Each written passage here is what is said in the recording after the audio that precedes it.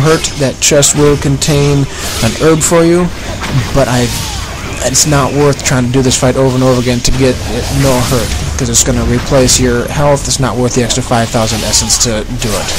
Alright, there's my jump shuriken flying swallow. Works great if you can get it to land. And right here I'm trying to do more fun with him, but I'm failing. So let's just take care of him. Now I'm going to use this chest for health. It's going to give me some blue orbs since I'm missing my health. Like I said, if you did all this no hurt, you'd be able to get an extra 5,000 from an herb in that chest. Or replace an herb if you did it no hurt. Okay, so I just cut out the cutscene with Sonya. We're going to run over here and we're going to get ready for the next fight coming up. Okay, this gauntlet here can be a little long before I get to your next save. Hopefully you've had enough experience by now by getting on Master Ninja with dealing with the rocket launch, so you're not taking too much damage. Some tricks to the rocket launch that I like to do is use shurikens to stun them.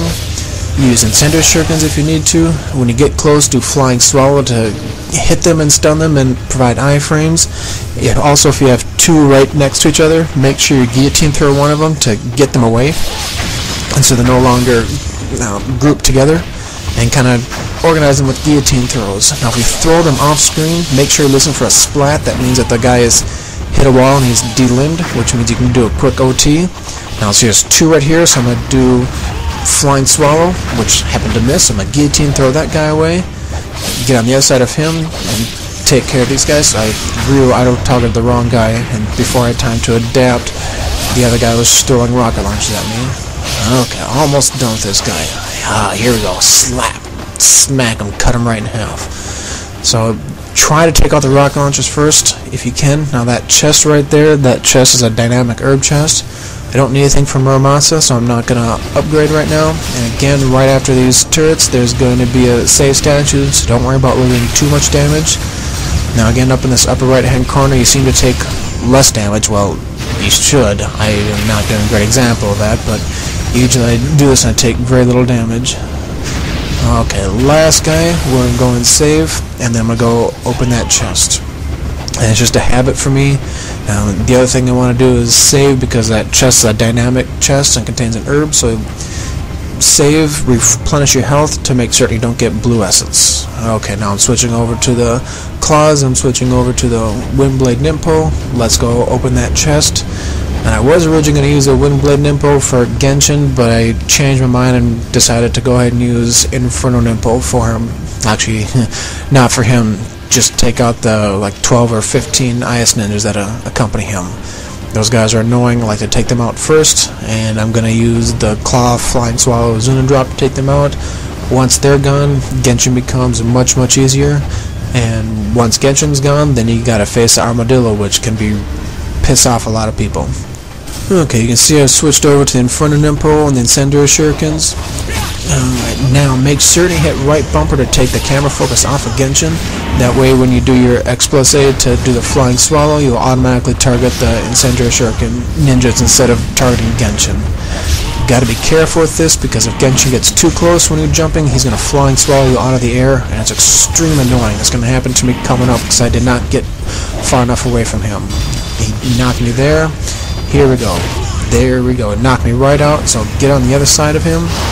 Now use your Inferno Nimpo if you want. I'm doing it because it just makes this easier, and I've got 4 key slots to use up that will be kind of wasted if I don't. Now if you're playing for Kama, then you may not want to, but 1 Inferno Nimpo will kill 3 IS ninjas. Just makes the job a little bit easier when you're taking care of these guys. I personally just want to get rid of all these guys first, and then I can focus on Genshin.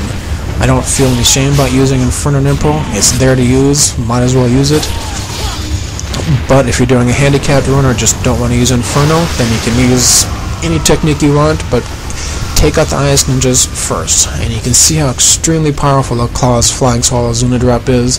You can do this taking minimal damage, unless Genshin hits you. Or of course you miss your Flying Swallow and you get nailed on the on landing.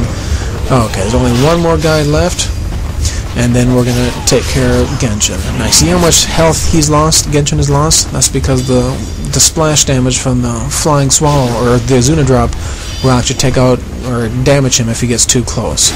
So here's a technique with the side I want to show you. 4 Ys. Y. critical thing is, if the first 2 attacks of the Y miss, stop and back away, because he does that move right there. And if you stop after the first 2, you should be able to just block and won't take any damage. But you're going to see what happens when I don't. Right there, I took a little bit of damage because I didn't pay, and I took more damage because I wasn't paying attention to the fact that my first 2 attacks weren't hitting. Again, the best 2 times to hit him is after he does his spinning attack at you, and after he does his straight lunge. And my first attack hit there, my second missed, and I wasn't paying attention, and he was able to back away and do that flying swallow attack at me. Okay, now it's time for the armadillo.